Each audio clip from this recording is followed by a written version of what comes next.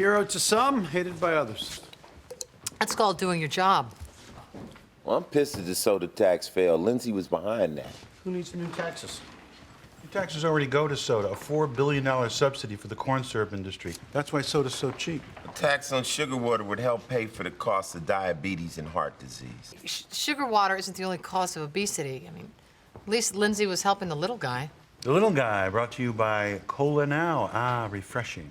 Come on, money put to good use is good.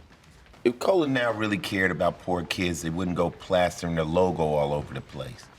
Well, maybe Lindsay knew deep down that she was doing the devil's work, so she went back to using drugs. Well, the tox screen came back negative, so. Well, it only tests popular drugs, cocaine, meth, X. PCP isn't on the standard test anymore. I mean, people are jumping off bridges thinking they can fly. Okay, so maybe she thought she could breathe underwater. We prove it was an accident. Case closed, we go home. But it wasn't an accident. What? Lindsay Elding was poisoned. By who? The Smurfs?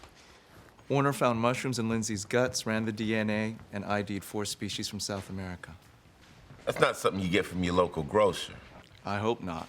These contain high doses of muscarine, a toxin which makes you hot, sweaty, and sexually aroused. I'm hot. I'm wet. Explains why Lindsay took her clothes off. And why she threw herself at a jerk like Whit Worley. Yeah. And why she would jump in the fountain, but how come she drowned? Muscarine toxicity often leads to respiratory failure. Lindsay took her final weak breaths underwater, but she would have died anyway. It's a rough way to go. So one of Lindsay's enemies slipped her a deadly cocktail of shrooms. When? They were in her jejunum. Dial back the digestive clock, and that puts you right about dinner time. Okay. Her calendar says she was at a fundraiser at a place called Wishing Time. They were giving out free jungle gems.